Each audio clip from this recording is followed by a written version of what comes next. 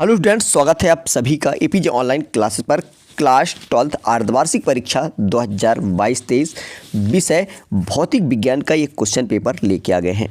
और यदि आप चैनल पर नए चैनल को सब्सक्राइब कर बेल आइकन प्रेस कर लीजिए, जिससे आने वाले वीडियो का नोटिफिकेशन आप तक पहुंचता रहे। जैसा कि आपको पता है, कल 2 तारीख को आपके भौतिक शास्त्र का पेपर होना है। जैसा कि आपको ये भी पता है कि क्वेश्चन पेपर जो है सेट में आ रहे हैं, और इस वीडियो को आप पूरा देखते हैं और इसे आप तैयार कर लेते हैं। यहाँ पे मैं आपको क्वेश्चन नंबर 1 से क्वेश्चन नंबर 19 तक का कंप्लीट सॉल्यूशन देने वाला हूँ। ठीक है, तो वीडियो को लास्ट तक देखिए और इस वीडियो को अपने दोस्तों के साथ अधिक से अधिक शेयर कीजिए। आपके एग्जाम में कोई भी सेट आता है, यहाँ से आपके एग्जाम में क्वेश्चन पूछे जाएंगे। ठीक है, तो यहाँ पे देख सकते हैं, आपको मैं पूरा कंप्लीट सॉल्यूशन दिखाने वाला हूँ। ठीक है, तो ये आप देख लीजिए।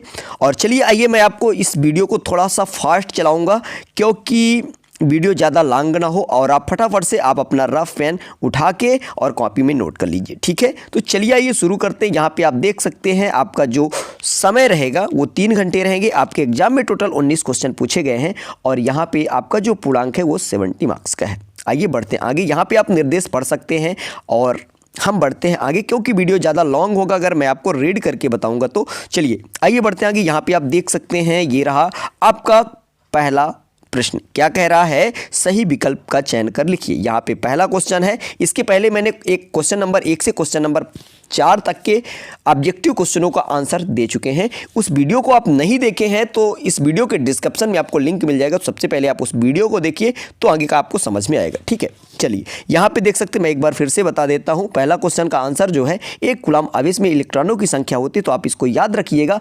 6.25 × 10⁻18 इलेक्ट्रॉन। ठीक है, यहाँ पे दूसरा नंबर है, एम्पियर मात्रक है, तो यहाँ पे विद्युत धारा का। इसके बाद हम बढ़ते हैं आगे। यहाँ पे आप देख सकते हैं, तीसरा नंबर है, एक गतिमान आवेश उत्पन्न करता है, तो विद्युत एवं चुंबकीय क्षेत्र दोनों। इसके बाद चौथा है, विद्युत चुंबकीय प्रेरण की खोज की थी, तो यहाँ पे आपको बताना है फैराडे ने। आगे बढ़ते यहाँ पे आप देख सकते हैं, 5वां नंबर, एक संधारित्र अपने में से गुजर जाने देता है, तो केवल एसी को। इसके बाद अगला है, दृश्य प्रकाश के तरंग दैर्ध्य की कोटि होती है, तो 10⁻⁻6 मीटर। ठीक है, यहाँ पे आगे देख सकते हैं, क्वेश्चन नंबर आपका इसी का 7वां है, कुहरे में संकेत के रूप में उपयोग की जाने वाली तरंगे हैं, तो यहाँ पे आपको बताना है अवरक्त तरंगे। यहाँ पे थोड़ा सा मिसप्रिंट है, तो आप सुधार लीजिएगा। क्या लिखना है? अवरक्त तरंगे। आइए बढ़ते हैं आगे। यहाँ पे आप देख सकते हैं, ये रहा आपका क्वेश्चन नंबर 2, रिक्त स्थानों की पूर्ति कीजिए। यहाँ पे पहला है, किरचॉफ का द्वितीय नियम डैश डैश के सिद्धांत पर आधारित है, तो यहाँ पे आपको बताना है ऊर्जा संरक्षण। यहाँ पे दूसरा नंबर है, एक आदर्श वोल्ट मीटर का प्रतिरोध डैश डैश होता है, तो यहाँ पे आपको बताना है अनंत। इसके बाद तीसरा है, चुंबकीय क्षेत्र की तीव्रता का एसआई मात्रक, तो यहाँ पे आपको बताना है टेस्ला। इसके बाद लेंज का नियम डैश डैश नियम है, तो ऊर्जा संरक्षण का नियम। इसके बाद एलसी परिपथ में धारा और विभवांतर के मध्य डैश डैश का कलांतर होता है, तो इसका आंसर मैं आगे आपको दिखा दूंगा। 6वां नंबर है, विद्युत चुंबकीय तरंगे डैश डैश तरंगे हैं, तो अनुप्रस्थ तरंगे। इसके बाद 7वां नंबर है, एक श्वसनेत्र के लिए स्पर्श दृष्टि की न्यूनतम दूरी डैश डैश होती है, तो 25 सेंटीमीटर। इसके बाद हम बढ़ते हैं आगे। यहाँ पे आप देख सकते हैं, ये रहा क्वेश्चन नंबर आपका 3, एक वाक्य में उत्तर दीजिए। इन सभी क्वेश्चनों का आंसर मैं आपको आगे प्रोवाइड करा दूंगा। ठीक है, हैंड रिटन मिल जाएगा। चलिए आइए बढ़ते हैं आगे। यहाँ पे आप देख सकते हैं, ये रहा आपका क्वेश्चन नंबर 4, रेडियो तरंगे, इसका हो जाएगा हर्ट्ज। इसके बाद दूसरा है डायप्टर, इसका हो जाएगा आपका आंसर लेंस की क्षमता। ठीक है, लेंस की क्षमता। इसके बाद तीसरा है, एक फर्मी बराबर होता है 10⁻⁻15 मीटर, बामर श्रेणी, ये हो जाएगा दृश्य क्षेत्र। इसके बाद 5वां है, किरचॉफ का नियम, तो यहाँ पे आपको बताना है जटिल विद्युत परिपथ, आरसी परिपथ की प्रतिबाधा, तो यहाँ पे √r² + xc²। इसके बाद 7वां है, बैगनी रंग का प्रकाश, तो यहाँ पे हो जाएगा प्रिज्म द्वारा अधिकतम विचलन। आइए बढ़ते हैं आगे। यहाँ पे आप देख सकते हैं, ये रहा आपका क्वेश्चन नंबर 5। यहाँ पे क्या है, आवेश का क्वांटीकरण किसे कहते हैं, इसका अथवा क्वेश्चन है, विद्युत क्षेत्र की परिभाषा, मात्रक एवं बीमी सूत्र लिखिए। मैं आपको बता दूं, यहाँ पे आपको इन सभी अथवा सहित के क्वेश्चनों का आंसर मिलेगा, तो आप भी इन अथवा सहित क्वेश्चनों का आंसर जरूर तैयार कीजिएगा। आपके एग्जाम में 70 में से 70 मार्क्स आएंगे। चलिए आइए बढ़ते आगे। यहाँ पे अगला क्वेश्चन है, मोटर गाड़ी को स्टार्ट करने पर उसकी हेडलाइट कुछ मंद हो जाती है, क्यों? इसका अथवा है, ओम का नियम लिखिए। इन सभी क्वेश्चनों को आप देख सकते हैं। ये रहा क्वेश्चन नंबर 7वां, एम्पियर का परपति नियम, इसका अथवा है अमीटर वोल्ट मीटर में अंतर। और 8वां नंबर है फ्लेमिंग के दाएं हाथ का नियम लिखिए, इसका अथवा है स्वप्रेरण और न्यून प्रेरण में अंतर। क्वेश्चन नंबर 9वां है पूर्ण आंतरिक परिवर्तन किसे कहते हैं, इसकी आवश्यक शर्तें लिखिए। ये सभी क्वेश्चन 2 अंकों वाले हैं। और यहाँ पे अथवा है कला संबद्ध स्रोत से क्या तात्पर्य है।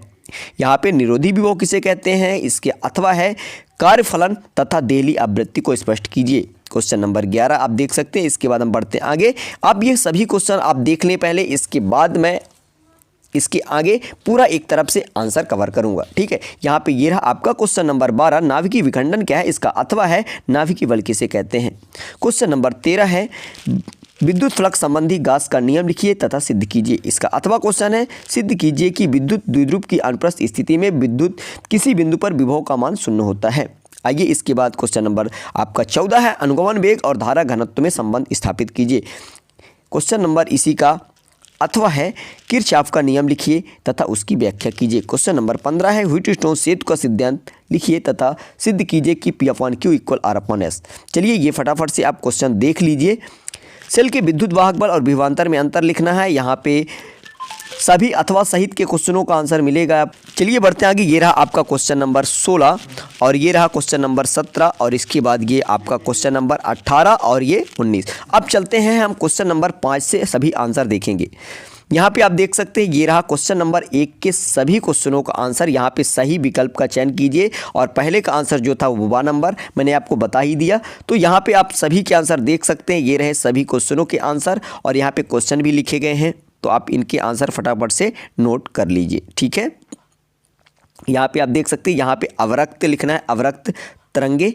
यहाँ पे आप ध्यान रखिएगा, अवरक्त तरंगे, ठीक है। चलिए इसके बाद हम बढ़ते हैं आगे। यहाँ पे आप देख सकते हैं ये रहा क्वेश्चन नंबर 2 के सभी क्वेश्चनों का आंसर, आप फटाफट से देख लें, ठीक है। चलिए इसके बाद हम बढ़ते हैं आगे और नेक्स्ट देखते हैं। ये रहा क्वेश्चन नंबर 3 के सभी क्वेश्चनों का आंसर जो कि पूछा था एक वाक्य में उत्तर, ठीक है। चलिए ये रहा, इसके बाद आगे देख सकते हैं ये रहा और मैं आपको फटाफट से दिखाऊंगा, आप वीडियो को रोक के लिख लीजिए। चलिए ये रहा आपके क्वेश्चन नंबर 4 के सभी क्वेश्चनों का आंसर, ठीक है। तो इस तरह से ये आपके क्वेश्चन नंबर 4 तक कंप्लीट होते हैं। इसके बाद हम बढ़ते हैं आगे। ये रहा क्वेश्चन नंबर आपके 5वें का आंसर, आवेश का क्वांटीकरण। ये रहा, इस तरह से आपको लिखना है। इसके बाद इसका अथवा का आंसर आप देख सकते हैं। ये रहा क्वेश्चन नंबर 5 के अथवा का आंसर, ठीक है। तो आप नोट कर लीजिए, आपको एग्जाम में इसी तरह से लिख के आना जिससे आपके एग्जाम में एक भी अंक ना कटे। ये रहा क्वेश्चन नंबर आपके 6 का आंसर, क्वेश्चन भी आपके सामने लिखा हुआ है, ठीक है। चलिए इसके बाद इसका अथवा का आंसर देख लेते हैं। ये रहा आपके क्वेश्चन नंबर 6 के अथवा का आंसर, इसमें पूछा गया था ओम का नियम, ठीक है। इसके बाद हम बढ़ते हैं आगे। ये रहा आपका क्वेश्चन नंबर 7वां, एम्पियर का परपथी नियम। यहाँ पे आपको इस तरह से लिख के आना है। चलिए आइए बढ़ते हैं आगे। यहाँ पे क्वेश्चन नंबर 7 का अथवा है अमीटर और वोल्ट मीटर में अंतर, तो आप नोट कर लीजिए। इसके बाद हम बढ़ते हैं आगे। ये रहा क्वेश्चन नंबर आपका 8वां है फ्लेमिंग के दाएं हाथ का नियम लिखिए। तो ये रहा इसका आंसर और इसके बाद इसी का अथवा है स्वप्रेरण और अन्योन प्रेरण में अंतर, तो इसको भी आप नोट कर लीजिए। तो इसके बाद हम बढ़ते हैं आगे। ये रहा, इस तरह से ये भी कंप्लीट होता है। इसके बाद क्वेश्चन नंबर हम देखेंगे 9, पूर्ण आंतरिक परिवर्तन किसे कहते हैं, इसकी आवश्यक शर्तें। ये रहा इसका पूरा आंसर और आप इसका स्क्रीनशॉट कर लें या वीडियो को आप रोक के लिख सकते हैं। ये इसकी आवश्यक शर्तें भी हैं। इसके बाद क्वेश्चन नंबर इसी का अथवा है कला संबद्ध स्रोत क्या है, इसकी परिभाषा। और इसके बाद हम बढ़ते हैं आगे। ये रहा इसकी शर्तें, ठीक है। निरोधी विभव, क्वेश्चन नंबर ये आपका 10वां है, निरोधी विभव किसे कहते हैं, ठीक है। और इसका अथवा है कार्यफलन, ठीक है। चलिए यहाँ पे देहली आवृत्ति और कार्यफलन की परिभाषा लिखा हुआ है, तो आप नोट कर सकते हैं। इसके बाद हम बढ़ते हैं आगे। ये रहा आपका क्वेश्चन नंबर 11, बोर के परमाणु मॉडल की कमियां, तो आप इसको भी स्क्रीनशॉट कर ले फटाफट। इसके बाद हम बढ़ते हैं आगे। ये रहा क्वेश्चन नंबर 11 का अथवा और इसके बाद आगे है ये रहा क्वेश्चन नंबर 12, ठीक है, नाभिकीय विखंडन। और इसके बाद क्वेश्चन नंबर 12 का अथवा है नाभिकीय बल, ठीक है। इसके बाद हम बढ़ते हैं आगे। ये रहा आपका क्वेश्चन नंबर 13 का आंसर, ठीक है। इन सभी क्वेश्चनों का आंसर फटाफट से आप स्क्रीनशॉट करें। विद्युत फ्लक्स संबंधी गास का नियम लिखिए तथा सिद्ध कीजिए। ये रहा इसका गास का प्रमेय। और इसके बाद हम आगे बढ़ते हैं तो यहाँ पे आपको डायग्राम मिलेगा और ये रहा पूरा सॉल्यूशन इसका। ठीक है, तो आप इसको फटाफट से स्क्रीनशॉट करते जाइए और यह वीडियो को आप रोक के भी लिख सकते हैं। इस वीडियो को अपने दोस्तों के साथ अधिक से अधिक शेयर जरूर कीजिएगा। ठीक है, इस तरह से ये आपका कंप्लीट होता है। इसके बाद ये रहा क्वेश्चन नंबर 13 का ही अथवा। यहाँ पे पूछा गया था सिद्ध कीजिए कि विद्युत द्विध्रुव की अनुप्रस्थ स्थिति में किसी बिंदु पर विद्युत विभव शून्य होता है। ठीक है, तो इसका आप डायग्राम बना सकते हैं। इसके बाद इसका लिखना है थ्योरी, यहाँ पे आप लिख सकते हैं इसको, और इसी तरह से आप एग्जाम में भी लिख के आइएगा। ठीक है, चलिए इस तरह से ये भी आपका यहाँ तक, और इसके बाद हम बढ़ते हैं आगे। ये रहा आगे का पार्ट, और तो आप इसको अपनी कॉपी में ज़रूर लिख के तैयार कीजिएगा। यहीं से पूरे क्वेश्चन आपके एग्जाम में देखने को मिलेंगे। इस तरह से ये क्वेश्चन नंबर 13 का अथवा भी कंप्लीट होता है। इसके बाद ये रहा आपका क्वेश्चन नंबर 14, अनुगमन वेग और धारा घनत्व में संबंध। ठीक है, तो इसको आप इस तरह से लिखेंगे, और इसके आगे भी है, तो इस तरह से ये आप पूरा लिख के आएंगे एग्जाम में, तो आपको पूरे अंक मिलेंगे। इस तरह से ये भी कंप्लीट होता है। इसके बाद देख सकते हैं ये रहा आपके क्वेश्चन नंबर 14 का अथवा। ठीक है, किरचॉफ का नियम लिखिए तथा उसकी व्याख्या कीजिए। ये किरचॉफ का प्रथम नियम है, और इसके बाद यहाँ पे आपको डायग्राम भी इस तरह से बनाना है। इसके बाद ये रहा, और इसके बाद आप देख सकते हैं ये किरचॉफ का आपके द्वितीय नियम है। ठीक है, तो आप इसका भी स्क्रीनशॉट कर लें। इस तरह से ये आपका कंप्लीट होता है। और इसके बाद ये रहा आपका क्वेश्चन नंबर 15, व्हीटस्टोन सेतु का सिद्धांत। ठीक है, तो आपको डायग्राम इस तरह से बना लेना है। चलिए आइए बढ़ते हैं आगे। ये रहा, और इसके आगे भी है इसका सॉल्यूशन। तो इस तरह से आपको लिखना है, साफ़ सुथरा लिखना है। ठीक है, और काट पीट कॉपी में नहीं करना है, जिससे आपके एक भी अंक कटने की संभावना ना रहे। इस तरह से ये भी कंप्लीट होता है। इसका अथवा है विद्युत वाहक बल और विभवांतर में अंतर। तो इसका भी आप फटाफट स्क्रीनशॉट कर लें। मैं आपको कंप्लीट सॉल्यूशन दे रहा हूँ, इससे आपको, इस वीडियो से आपको बहुत सारा बेनिफिट मिलेगा। तो इस वीडियो को अपने दोस्तों के साथ शेयर करना जरूर ना भूलें। और यहाँ पे देख सकते हैं ये रहा आपके क्वेश्चन नंबर 16, एक किसी अवतल दर्पण के लिए फोकस दूरी f और वक्रता त्रिज्या r में संबंध स्थापित कीजिए और f बराबर r/2 सिद्ध करना है। ठीक है, तो ये आपका डायग्राम है, और इसके आगे ये आपका रहा थ्योरी, और इस तरह से आपको लिखना है। ठीक है, चलिए आइए बढ़ते हैं आगे। यहाँ पे आप देख सकते हैं ये इस तरह से कंप्लीट होता है। इसके बाद इसका अथवा है प्राथमिक एवं द्वितीयक इंधनुष में अंतर लिखिए। तो आप इसको भी नोट कर लीजिए। इसके बाद क्वेश्चन नंबर ये आपका है 17, यहाँ पे इसका स्क्रीनशॉट करिए। इसके बाद आगे बढ़ते हैं। ये रहा, और इसको आपको कंप्लीट फटाफट से लिख लेना है, और आप अभी भी कॉपी में लिखकर तैयार कीजिए, जिससे आपके एक भी अंक ना कट सके। ठीक है, इसके बाद ये रहा क्वेश्चन नंबर 17 का अथवा। ठीक है, विद्युत द्विध्रुव किसे कहते हैं? किसी विद्युत द्विध्रुव के कारण निरक्षीय स्थिति में किसी बिंदु पर विद्युत क्षेत्र की तीव्रता के लिए व्यंजक स्थापित कीजिए। इस तरह से ये भी, इसका डायग्राम आपको इस तरह से बनाना है। और इसके बाद ये रहा आगे, इसी तरह से आपको कॉपी में अपने लिख के आना है। ठीक है, चलिए इसका आप फटाफट से स्क्रीनशॉट करिए, या फिर वीडियो को रोक के लिखिए आप। और इस तरह से ये भी आपका कंप्लीट होता है। ठीक है, इसके बाद ये रहा आपका क्वेश्चन नंबर 18, स्वपेरकत्व क्या है? एक लंबी परिनालिका के स्वपेरकत्व के लिए व्यंजक। ठीक है, ये रहा स्वपेरकत्व की परिभाषा, और ये डायग्राम। इसके बाद ये रहा थ्योरी, और यहाँ से व्यंजक चालू होता है। ठीक है, तो ये इस तरह से आपको व्यंजक हल करके आना है, और ये भी आपका कंप्लीट होता है। और यहाँ पे प्रभावित करने वाले कारक भी आपको लिखना है। ठीक है, चलिए इस तरह से आप, ये भी कंप्लीट होता है। इसके बाद इसी का अथवा है सिद्ध कीजिए कि PAV equal VRMS into IRMS into cos phi. ठीक है, तो ये आप नोट कर लीजिए, और इसी तरह से आपको लगा के आना है एग्जाम में। चलिए ये भी आपका कंप्लीट होता है, प्रूफ हुआ। और इसके बाद ये आपका आखिरी क्वेश्चन है, क्वेश्चन नंबर 19, किसी परिमेय के पदार्थ के अपवर्तनांक के लिए सूत्र स्थापित कीजिए। ये आपको इस तरह से डायग्राम बनाना है, और ये थोड़ा सा थ्योरी लिखना है। इसके बाद आपको सीधे व्यंजक लगा देना है। ठीक है, तो इस तरह से आपको लिखना है।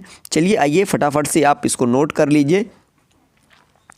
तो बढ़ते हैं आगे। यहाँ पे आप देख सकते हैं, और इस तरह से ये भी आपका कंप्लीट होता है। ठीक है, चलिए आइए बढ़ते हैं आगे। ये रहा क्वेश्चन नंबर 19 का अथवा लेंस निर्माता का सूत्र स्थापित कीजिए। ये आपका आखिरी क्वेश्चन है, और यहाँ पे आप देख सकते हैं ये रहा, और आपको डायग्राम भी इस तरह से बना लेना है। ये रहा इसका थ्योरी, और इसके बाद आगे देखेंगे तो व्यंजक। ठीक है, ये रहा इसका व्यंजक। इस तरह से आपको लिखना है। वीडियो को आप रोक के लिखेंगे तो लिख लेंगे। ठीक है, और या फिर स्क्रीनशॉट कर लें, ये रहा। और इसके बाद हम बढ़ते हैं आगे। इस तरह से ये आपका कंप्लीट होता है। आशा करता हूँ ये वीडियो आपको पसंद आया होगा। वीडियो कैसा लगा कमेंट कर जरूर बताइएगा। चैनल पर नए चैनल को सब्सक्राइब कर बेल आइकन प्रेस कर लीजिए, जिससे आने वाले वीडियो का नोटिफिकेशन आप तक पहुंचता रहे। चलते हैं नेक्स्ट वीडियो में मिलेंगे, तब तक के लिए जय हिंद जय भारत। Thank you waste.